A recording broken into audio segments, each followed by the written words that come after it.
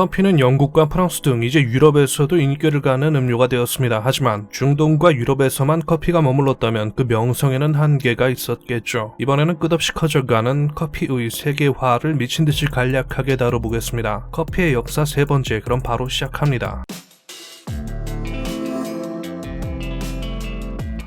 커피 수출로 막대한 이득을 챙기던 M&E들은 커피 독점을 위해서 종자 반출을 금지하고 수출할 때도 구워낸 커피를 보냈다고 합니다. 하지만 1685년 네덜란드가 스리랑카를 식민지로 삼을 때 현지 무슬림들이 커피 나무를 길렀다는 기록을 보면 이미 17세기에 외부로 반출되었을 가능성을 짐작할 수 있겠습니다. 네덜란드는 1690년부터 밀수한 커피를 재배하려고 노력했는데 몇 차례의 실패 끝에 1699년 비로소 안정적인 재배가 가능하게 되었습니다. 18세기 초엽 자바는 이로써 모카에 이은 커피 생산지로 부상하게 되었고 1718년부터는 수리남에서도 커피 재배를 시작하였습니다. 한편 커피 열풍이 불던 프랑스에서는 커피 사재기가 시작되었고 이로 인해서 오스만 제국의 수도 이스탄불에 커피가 부족하게 되자 술탄은 대유럽 커피 수출을 금지하게 되었습니다. 이렇게 되자 프랑스는 1713년 네덜란드와 위트레히트 조약을 맺으며 암스테르담의 식물원에서 입수한 커피나무를 바탕으로 1697년 스페인으로부터 빼앗은 식민지 아이티에서 재배를 시작하게 됩니다. 이 시도는 상당히 오랜 기간 실패했으나 카리브해의 다른 섬 마르티니크에서 티피카 품종 재배에도 성공하고 이것을 아이티와 네덜란드 등에 옮겨 심으면서 각각 또 성공하게 되었습니다. 이로 인해서 1730년부터 프랑스의 커피 공급은 안정화가 되었습니다. 당시에는 수에즈 운하가 없었으므로 모카나 자바로 가는 노선보다 카리브해 식민지가 훨씬 가까웠기 때문에 운송비도 적게 들게 되었고 당시는 노예들이 있었던 시대였기 때문에 거의 무상의 무한 노동력이 있었으므로 가격 경쟁에서도 아이티 커피는 저렴한 값을 자랑하게 되어 수입처였던 중동에 반대로 커피를 역수출하기까지 이르게 됩니다. 1750년 아이티는 전세계 커피의 절반을 차지할 정도가 되게 되었습니다. 한편 남아메리카 내륙에서는 1722년 프랑스령 기아나에서 죄를 짓고 수리남으로 도주한 블루즈라는 사람이 기아나의 연인을 만나게 해주는 대가로 수리남에 커피 밀수를 해주는 계약을 맺으면서 기아나에도 커피가 전해지게 되는데 1727년 수리남의 네덜란드인들과 기아나의 프랑스인들이 대립하게 되자 남쪽 브라질의 포르투갈인들이 중재에 나서게 됩니다. 이때 파견된 포르투갈인 프란시스코 드 메료 파리에타가 프랑스 영사부인을 유혹한 후 작별 선물로 받은 꽃다발에 숨겨진 5그루의 커피 묘목을 심게 되는데 이것이 후에 세계 최대 커피 생산국이 되는 브라질 커피의 시작이라고 합니다. 아메리카 대륙에서 커피 재배를 도입하는 과정이 속임과 겉모술수로 얼룩진 것과는 달리 인도양에서는 합법적으로 재배되었는데 1712년 프랑스 사절단이 예멘을 방문했을 때 중이염을 앓던 라시드 왕조의 군주 알마후지 무함마드를 동행한 의사가 치료해주게 되는데 그 보답으로 커피 나무를 청하자 왕은 1715년 프랑스 상인 암벨에게 커피 묘목 60그루를 하사하게 되었습니다. 하지만 프랑스 동인도 회사는 부르봉 섬으로 향하는 항해 중에 40그루를 관리 실패로 날려버리고 나머지 20그루는 현지 수도원의 정원에 심게 되는데 그중 단 2그루만이 뿌리를 내리게 되었습니다. 이 중 또 하나가 죽고 오직 단 한 그루만 살아남아서 열매를 맺게 되는데 이는 부르봉 품종의 조상이 되었습니다. 한국에서는 19세기 말 무역과 선교 목적으로 방문한 서양인들에 의해서 전파되는데 1884년 1월 퍼시벌 로엘이 한강변 창랑정에서 조선에서는 최신 문물이었던 커피를 식후에 마셨다라고 회고록에 적힌 것이 대한민국 커피와 관련된 가장 오래된 기록이라고 합니다. 1844년 알렌도 조선 궁중 시종들이 커피를 대접했다고 기록했으며 양반들은 외국인에게 커피를 선물 받으면 두고두고 아껴 마셨다고 기록했습니다. 커피는 양탕국, 가베차, 가비차 등으로 불리기도 했는데 알려져 있다시피 고종도 커피 애호가로 유명했습니다. 1898년 실각한 권신 김홍륙은 고종 암살을 위해서 커피에 독을 탔는데 고종은 평소 마시던 향이 다름을 눈치채고서 위기에서 벗어났다는 기록이 있다고 합니다. 다만 같이 마셨던 순종은 이를 눈치채지 못하고 마시게 돼서 이로 인해 안 좋은 건강이 더 악화되었다고 합니다. 한국에서 커피는 현대사까지 치면 어마어마한 진행 중인데 언젠가 각 나라나 품종, 시대별로 자세히 다룰 기회가 있을 것 같습니다. 하여간 이번 세 번째로 대충 전체적인 간략한 커피 세계사는 마치도록 하겠습니다. 그럼 봐주셔서 감사합니다.